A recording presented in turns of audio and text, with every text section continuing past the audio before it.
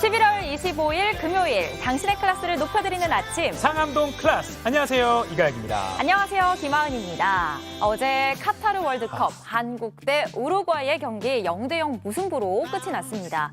사실 피파 랭킹만 봐도 우루과이는 14위, 우리나라가 28위이기 때문에 우루과이가 더 강한 팀이란 평가가 사실 더 많았거든요. 근데 우리 대표팀 정말 잘 싸웠습니다. 응원의 박수. 박수 한번 주시죠. 네.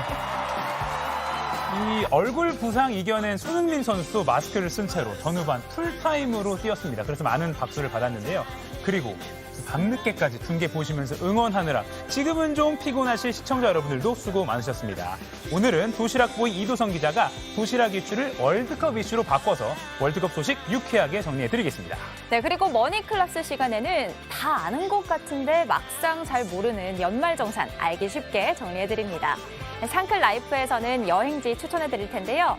자, 그런데 여행지만 볼 수 있는 게 아니라 멋진 그림까지 준비되어 있습니다. 오늘 정말 기대하셔도 좋습니다. 네, 지금 이 방송 유튜브 JTBC 뉴스 계정으로도 함께 보실 수 있습니다. 댓글 많이 남겨주세요. 그럼 날씨부터 알아보겠습니다. 김민지 기상캐스터. 네, 상클 날씨입니다. 쌀쌀한 아침과 포근한 낮을 모두 느낄 수 있는 요즘입니다. 낮에는 14도에서 21도까지 올라 온화하겠지만 아침 기온은 5도 이하로 쌀쌀해서 체온 조절 잘 해주셔야겠고요.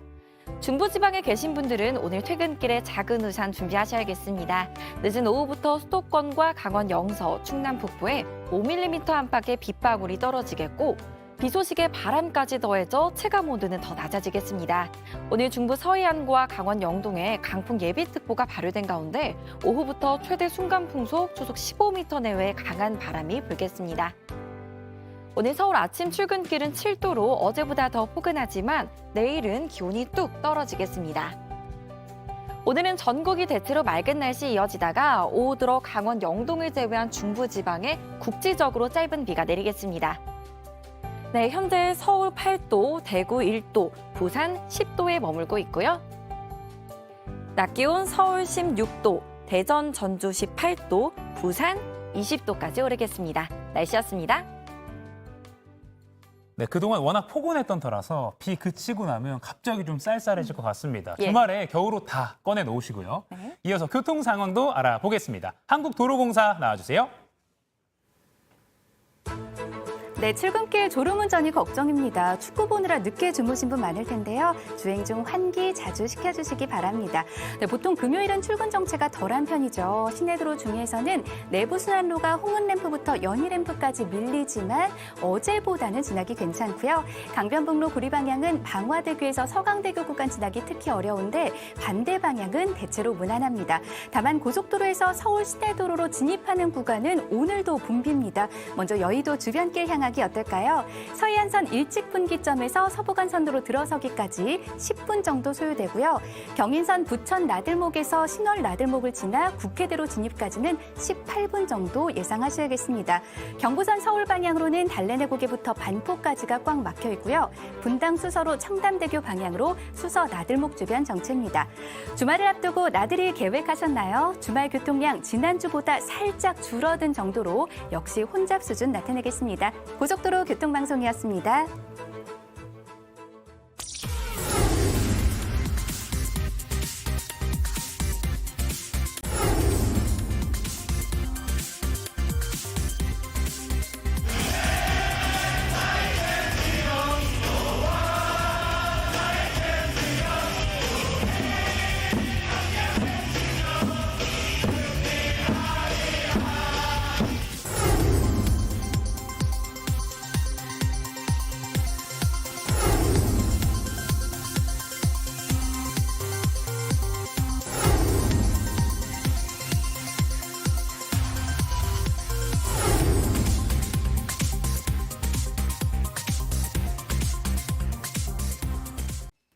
자, 한 여성이 지금 아스파라거스를 던졌어요. 아, 그 먹는 그거예요? 네, 먹는 아스파라거스. 아하. 이게 아스파라거스가 떨어진 모양을 보고 점을 치는 오. 영국의 예언가인데요. 비트코인 폭락 같은 걸 맞춰서 유명해졌는데 이번에 카타르 월드컵 우승국 여기다 하고 예언을 내놨습니다. 아, 저걸로 어떻게 맞춰요? 어디라 그랬대요? 어디라고 했느냐? 바로 크로아티아입니다. 아. 얼마 전에 모로코와 경기를 해서 일단은 무승부를 기록했던 크로아티아죠. 성관님 크로아티아 강호잖아요, 그렇죠? 뭔가 믿음이 가는데요. 왜냐하면 크로아티아가 말씀하신 대로 강호예요. 2018년 러시아 월드컵에서 준우승했거든요. 네. 뭔가 믿음이 갑니다. 네, 그리고 또 사상 첫 중동 월드컵이란 타이틀에 맞게 중동 지역에서 사랑하는 이 매 아. 점쟁이로 나섰습니다. 저 하늘로 날아오른 매, 뭘 찍을까요? 에콰도르 깃발을 그래요? 지금 콕 찍는 모습입니다. 와, 신기하다. 그러네요. 네, 야, 되게 이거- 묘하죠. 에콰도르가 이제 카타르랑 해가지고 에콰도르가 이겼잖아요. 이겼죠. 실제로. 1-0으로 이겼죠. 네, 그래서 지금 일단은 이 점괘도 맞은 상태고요. 어. 자, 이번에는 또 다른 동물이 나섭니다. 자, 누굴까요?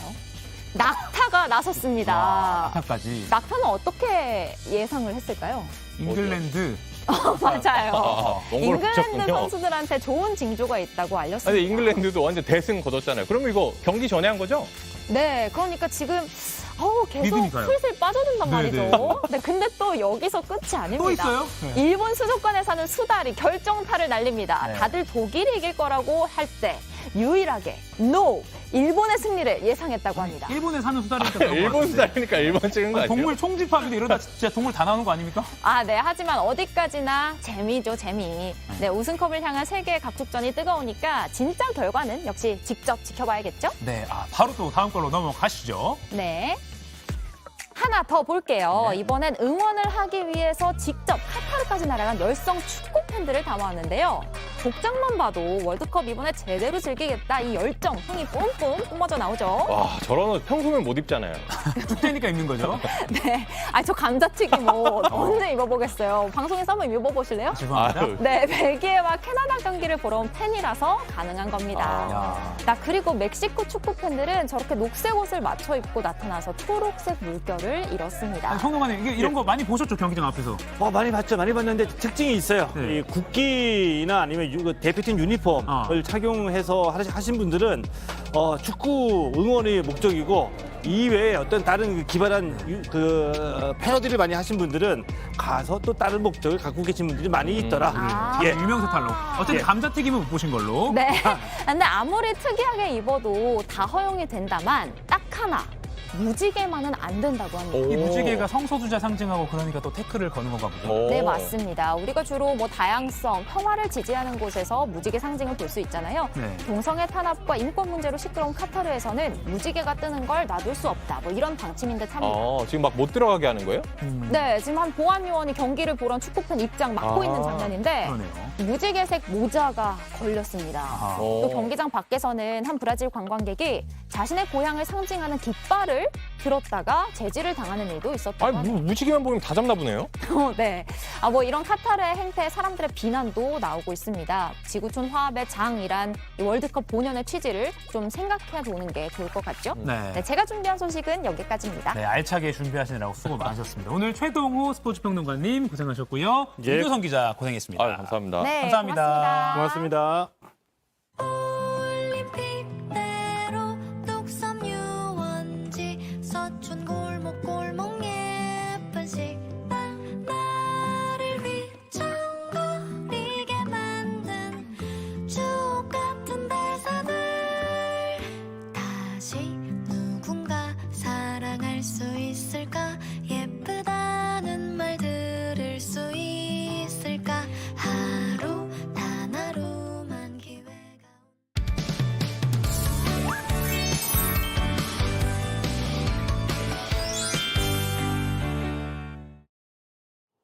네, 지금 시각 8시 32분입니다. 당장 내 돈이 되는 지식 머니클래스 시간입니다. 저 같은 경알못, 경제를 잘 모르는 사람도 재미있고 쉽게 즐길 수 있는 경제 코너를 늘 꿈꿉니다. 오늘의 키워드 먼저 보시죠. 13월에 월급 더 받는 법. 오늘은 연말을 맞아서 좀 따뜻하게 겨울을 보내기 위한 팁을 들어보려고 합니다. 바로 13월의 월급이라 불리는 연말정산 극대화 전략. 이 가뜩이나 지갑도 얇은데 세금까지 토해내면 기분 상하잖아요. 근데 왜 벌써부터 연말정산 얘기냐? 아니죠. 벌써부터가 아닙니다. 지금부터 챙기면 좀 더 돌려받을 수 있습니다. 오늘의 키워드 13월에 월급 더 받는 법 꼼꼼하게 알아보겠습니다.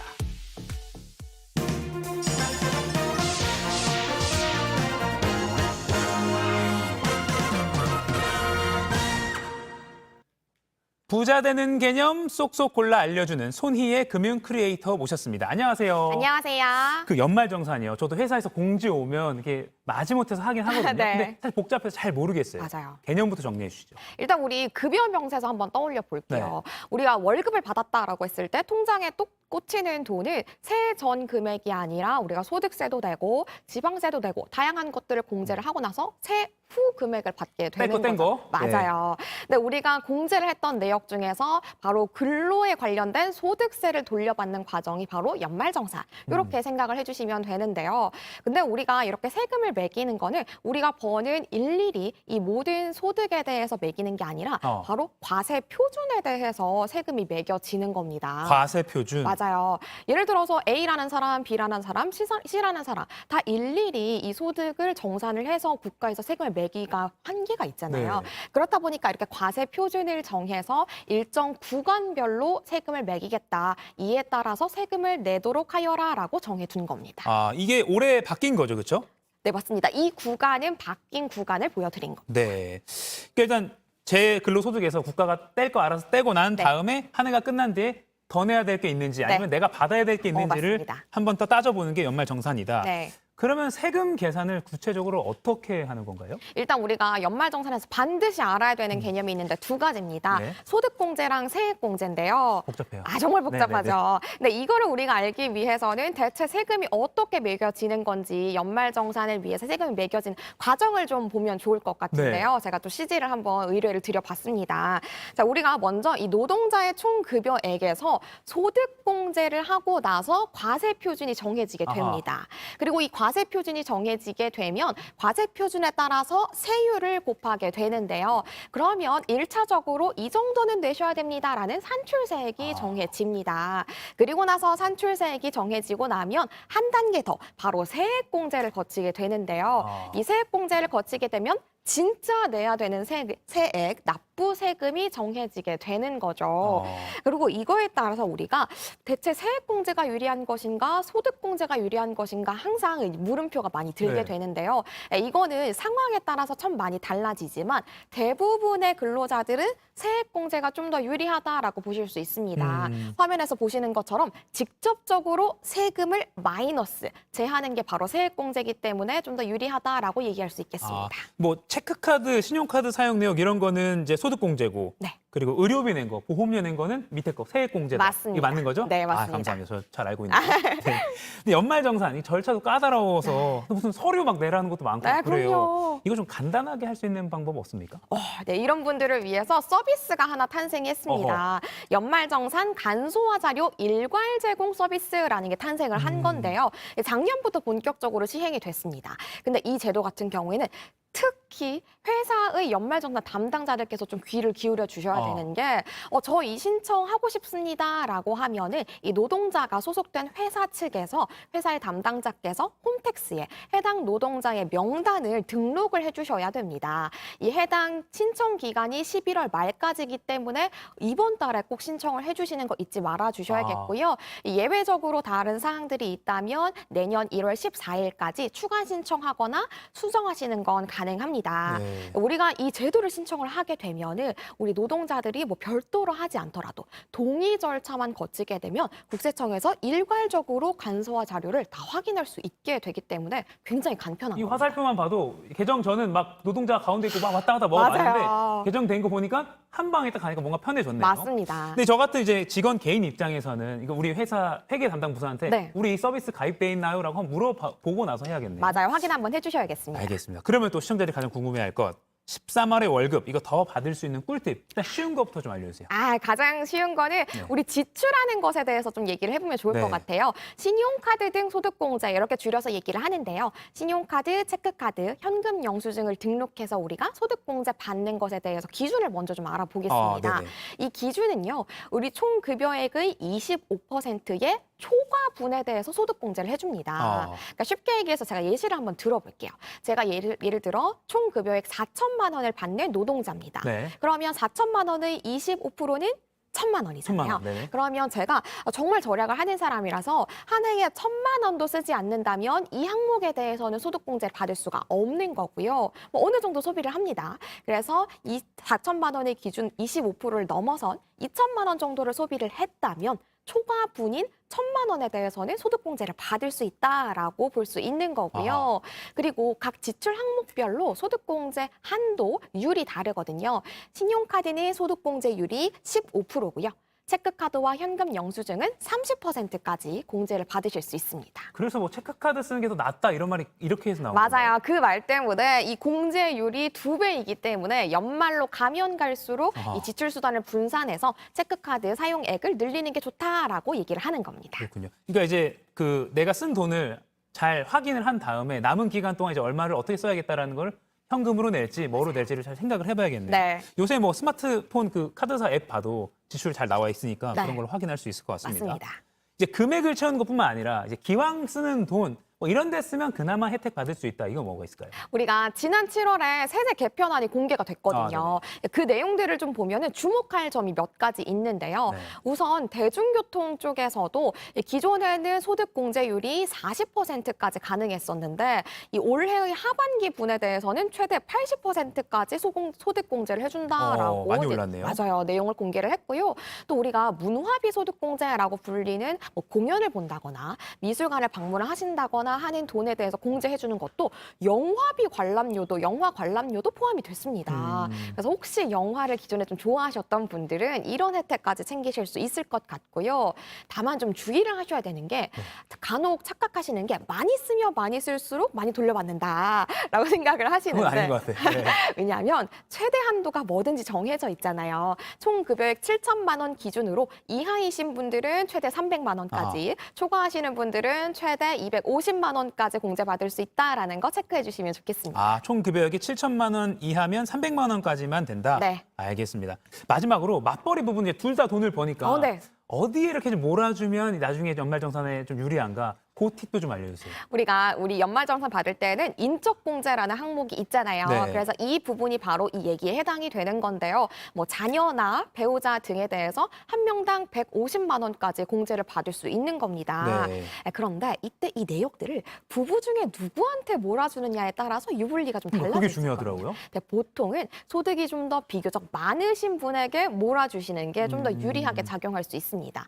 예를 들어서 카드 같은 경우에는 소득이 좀 더 많은 배우자의 카드를 먼저 쓰시고요. 제가 아까 한도는 정해져 있다라고 얘기를 했었잖아요. 네. 이 한도가 다 차면 비교적 소득이 적은 배우자 것을 사용하고 이런 순서대로 이용해 주시는 게 좋고요. 하나 예외가 있습니다. 의료비 세액공제 같은 경우에는 소득이 비교적 낮은 분의 것을 먼저 채워가는 게 좋습니다. 왜냐하면 의료비 세액공제는 총 급여액의 3% 초과분에 대해서 적용을 해주거든요. 그렇기 때문에 소득이 적으면 이 총 급여액의 3%라는 기준을 충족하기가 비교적 쉽기 때문에 그렇습니다. 의료비 세액공제는 총 급여의 3%, 네. 3%를 기억해야겠네요. 맞습니다. 물어보고 싶은 게 많은데 다음 기회에 연말정산 한 번 더 다루면 좋겠어요. 그럼요. 알겠습니다. 지금까지 머니클래스 손희의 금융 크리에이터와 이야기 나눠봤습니다. 고맙습니다. 감사합니다.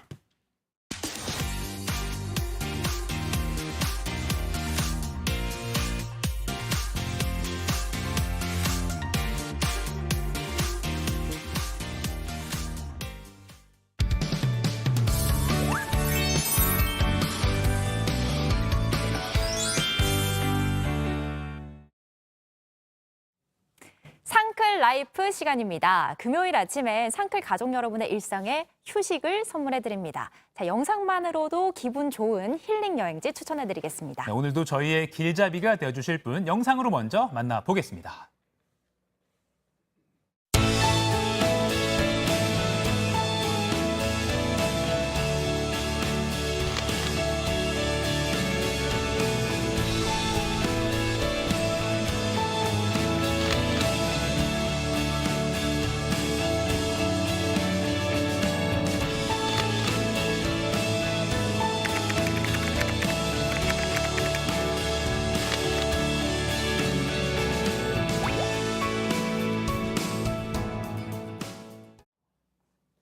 네, 일상과 풍경의 상상을 더한 그림으로 따뜻한 위로 전하는 김물길 여행 작가 오셨습니다. 네, 안녕하세요. 안녕하세요. 네, 안녕하세요. 여행을 사랑하는 아티스트 김물길입니다. 반갑습니다. 지금 아티스트라고도 말씀하셨어요. 그러니까 여행 작가이시기도 하지만 그림을 또 전문적으로 그리시는 화가이시기도 하잖아요. 근데 네, 보통 맞습니다. 여행을 가면 저는 뭐 사진 찍거나 뭐 동영상 찍거나 하는데 어떻게 여행지에서 그림을 그리시게 됐어요? 앞에 보이는 풍경이나 대상을 정말 내 상상력을 마음껏 집어넣어서 표현할 수 있는 수단이 또 그림이잖아요. 네. 예. 그리고 여행이라는 게 기본적으로 자유로움이다 보니까 여행에서 얻은 그런 낯선 감정, 그리고 영감들을 그림으로 표현을 해야겠다라는 생각이 들어서 여행을 하면서 그림을 그리게 됐습니다. 오, 네, 오늘의 여행 정말 기대되는데 여행지가 어딜까요? 저희 첫 번째 여행지는 경상남도 남해입니다. 네. 남해 어떻게 담아오셨는지 궁금한데 한번 보시죠. 제가 찍은 사진이랑 이제 그림들로 소개를 할 건데요. 네. 남해 가천 다래기 마을입니다.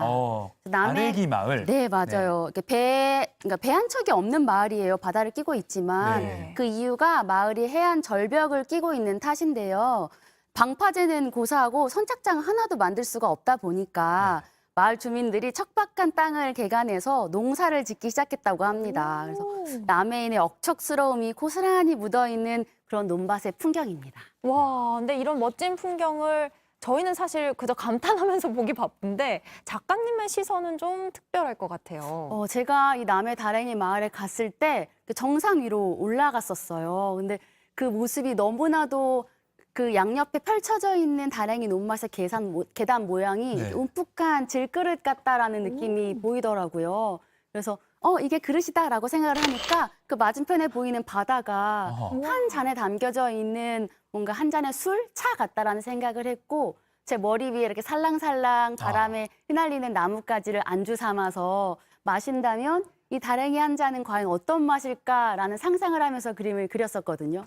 지금 이게 다랭이 한 잔이라는 제목에 직접 그리신 그림인 네, 거죠? 제가 가서 현장에서 그린 그림이고요. 아. 그래서 여러분도 여행을 가실 때 보시고 나에겐 이 다랭이 마을이 어떤 맛으로 느껴질까 상상하면서 보신다면 아마 여행이 우와. 훨씬 더 풍성하지 않을까라는 생각이 듭니다. 네, 왼쪽이 직접 찍으신 사진과 지금 그림. 와, 이게 또 와. 이렇게 보니까 정말 색다르고 이렇게 그림을 그릴 수 있다는 게 너무 부러워요. 저도요. 네. 아니, 이렇게 다랭이 한 잔이 또 이름이잖아요. 뭔가 이 다랭이의 모든 풍경을 내가 다 담아가는 느낌이 또 그쵸. 들기도 하네요. 네. 이 들쭉날쭉한 이 모양도 제멋대로고 그래서 투박하고 좀 정겨운 느낌이 들기도 합니다. 네, 맞아요. 저도 또 이런 한 잔 모양 말고도 이 논밭의 능선을 보니까 이렇게 오래된 나이든 나무의 나이테 또는 이제 우리네 할머니들의 주름살 같다는 생각이 들더라고요. 그래서 그런 다랭이 마을의 사람들의 지난 시간과 노력이 이제 정말 녹아있는 주름살 같아 보이기도 했었습니다. 오, 이것도 그럼 작품으로 그리셨을까요? 네, 맞아요. 제가 두 번째로 다시 들린 곳인데요. 아하. 네. 어이?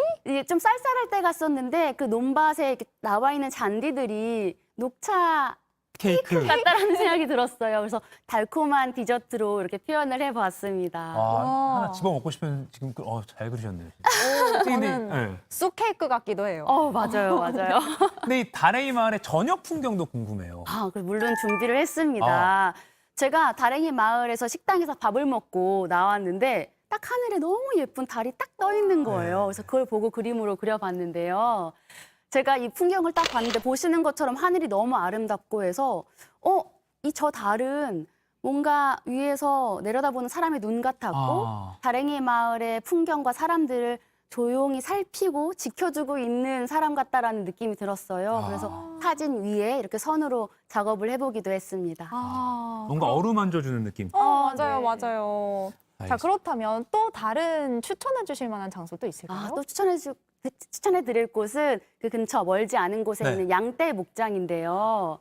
네, 푸른 초원도 있고요, 숲도 있고요, 굉장히 맑은 계곡물도 흐르는 곳이에요. 그래서 가시면 양떼몰이 하고 있는 풍경도 보실 수가 있고 네. 목장에서 직접 음식도 아이들에게 먹이도 줄 수가 있고 양들이 너무 귀엽고 강아지처럼 막 사람을 쫓아다니거든요. 그 친구들 만지면서 사진도 찍고 굉장히 재밌고 사랑스러운 추억을 만들기에 딱 적합한 것 같다는 생각이 듭니다. 여기서도 당연히 그림을 남기셨겠죠? 네, 맞아요. 제가 사실 딱 갔을 때 솔직한 마음으로 양들이 굉장히 하얘할 줄 알았는데 또 그렇진 않더라고요. 약간 노래요. 네, 살짝 노래요. 그래서 제가 내가 막 시켜서 목욕 시켜주면 얼마나 희고 예쁠까라는 생각을 하게 됐고요. 와. 그럼 내가 목욕을 시켜줄 수 없으니까 하늘에 소나기가 내려와서 이 양들이 씻기고 또 반짝하고 해가 떴을 때 양이 뽀송뽀송해지면 그런 맑은 날 하늘에 뜬 구름 같다라는 생각이 들 것 같다는 생각이 들더라고요. 그래서 네. 양들을 하늘 위로 떠다니는 구름처럼 표현을 해보았습니다.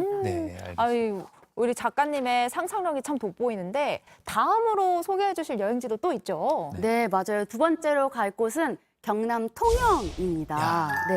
한국의 나폴리 통영. 네, 그 중에서도 우리나라 8경 중에 하나인 한려수도 국립공원을 적극 추천해드리고 싶습니다. 네. 먼저 사진 보여드릴게요. 이게 보니까 케이블카네요. 네, 맞아요. 한산도에서 전라남도 여수에 이른 남해안의 연안수로인 한려수도인데 네. 그 아름다운 장관을 보기 위해서는 케이블카에 몸을 실어야 하는데요.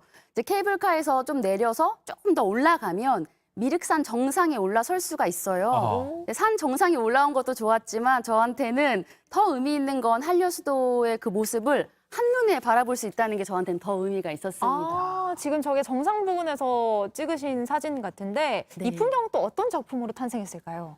제가 이제 여행을 하거나 그림을 그릴 때 앞에 있는 풍경이 살아있다면, 사람이라면이라는 상상을 많이 해요. 딱 갔는데 그 모습이 장관이었고 한려수도에 있는 섬들이 마치 바다에 몸을 반쯤 담그고 이렇게 누워있다라는 상상을 하게 돼서 의인화해서 여인의 모습으로 표현을 해보았습니다. 고온이 잠자는 그런 모습 같기도 네, 하고요. 맞아요. 이거는 작가님의 뒷모습일까요? 이곳은 제가 또 두 번째 또 통영 한려수도를 보러 갔을 때 그린 그림인데 네. 사실 맨 처음에 갔을 때는 처음이니까 그냥 멀리서 보이는 너무 아름다운 장관이라고 생각을 했었는데 두 번째 가니까 또 금세 정이 들었는지 약간 심적인 거리감이 굉장히 좁혀져 있어서 이번에는 그냥 두고 보는 것이 아니라 나도 저기서 저들과 합류하고 싶다는 생각을 했어요. 그래서 제가 저기 안에 같이 함께 반신욕을 하고 있는 저의 뒷모습을 그림으로 표현해 보기도 했습니다. 약간 셀카의 다른 방식 아닐까요? 그 완전 물화일체가 되셨네요. 네. 네, 근데 통영하면 또 크고 작은 섬들이 많잖아요. 맞아요. 통영에는 뭐 비진도, 욕지도, 뭐 한산도, 뭐 네. 소매물도, 매물도 굉장히 섬이 많은데 제가 선택한 섬은 그중에 소매물도였습니다. 이게 소매물도가 차가 못 들어가가지고 사람들이 다 두 발로만 닿을 수 있는 그런 섬이라고 하더라고요. 맞아요. 통영항에서 남동쪽으로 26km 해상에 위치한 자연의 섬인데요. 항구를 뒤로 하고 제가 열심히 걷기 시작했어요. 지금 보니까 바닷길이 열리는 모습인가요? 네, 맞아요. 그 등대섬이랑 소매물도가 서로 마주 보고 있는데 썰물 때는 모세의 바닷길처럼 그 길이 열리거든요. 그런데 썰물 시간을 제가 맞추기 위해서 엄청 열심히 걸어갔었어요. 네. 그런데 너무 바람이 불어서 몸이 휘청일 정도로 진짜 세더라고요. 이거는 모래시계 모양 같은데요? 네, 그 바닷길이 열렸을 때 두 섬이 연결이 돼요. 근데 그 모습을 보니까 그냥 일반적인 우리가 생각하는 모래시계가 아니라 바다와 또 사람 그리고 정말 이 공기가 흐르는 자연이 만들어 놓은 가장 아름다운 자연의 모래시계 같다라는 생각이 들어서 이렇게 누워있는 모래시계 그림을 그리게 됐습니다. 야. 그렇구나. 저 그림을 어떻게 저렇게 그리시는 걸까요? 그러니까 저 이게 지금 여행 얘기하면서도 사진 보고 그걸 상상력을 더한 그림을 보고 한 이 재미가 있네요. 맞아요. 제가 이 그림을 그리면서도 어떤 생각을 많이 했었냐면 시간을 담고 있잖아요. 근데 제가 이제 점점 시간이 들수록 하루, 일주일, 한 달이라는 시간이 너무나도 짧게 느껴지고 시간이 빨리 간다는 생각이 들었었는데 네. 나이가 들수록 어른이 될수록 시간 빨리 간다고 하잖아요. 근데 그렇게 생각하는 이유가 혹시 어릴 때는 새로운 추억들이 다 기억에 남고 신선하니까 시간이 천천히 가는 것 같은데 어른이 되면은 모든 것들이 무뎌지고 빨리빨리 지나가고 기억하지 네. 못해서 시간이 빨리 가는 게 아닐까. 나도 마주치는 모든 순간을 소중하게 생각해야지라는 그런 생각을 만들어줬던 풍경이자 그림이기도 했습니다. 이 모래시계만큼 지금도 시간이 빨리 가서 네. 다 못다한 이야기는 잠시 후 유튜브로 이어지는 상클 2교시에서 이어지겠습니다. 네. 잠시만 기다려주세요. 김물길 작가님 감사합니다. 네, 고맙습니다.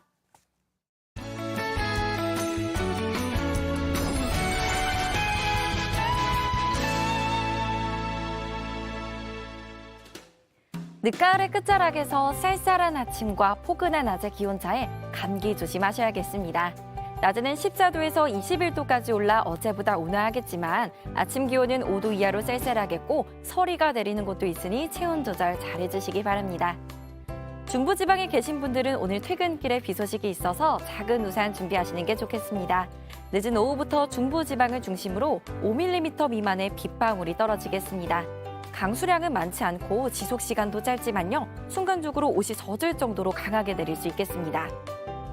비 소식에 바람까지 더해져서 체감 온도는 더 낮아지겠는데요. 오늘 중부 서해안과 강원 영동에 강풍 예비특보가 발효된 가운데 오후부터 순간적으로 초속 15m 내외의 강한 바람이 불겠습니다.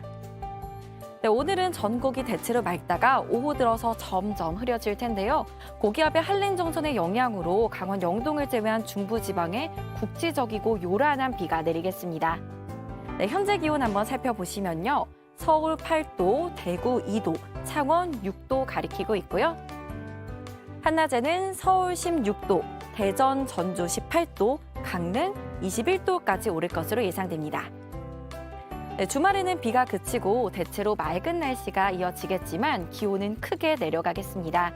특히 일요일에는 전국 대부분 지역에 영하권의 추위가 찾아오겠고 다음 주 화요일에는 전국에 비가 내리겠습니다. 날씨였습니다.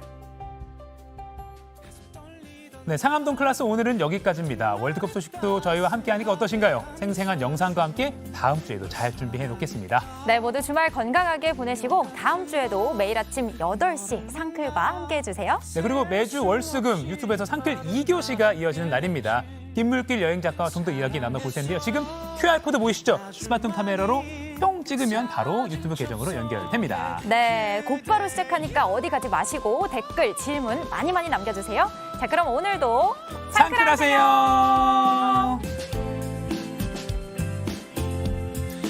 영원히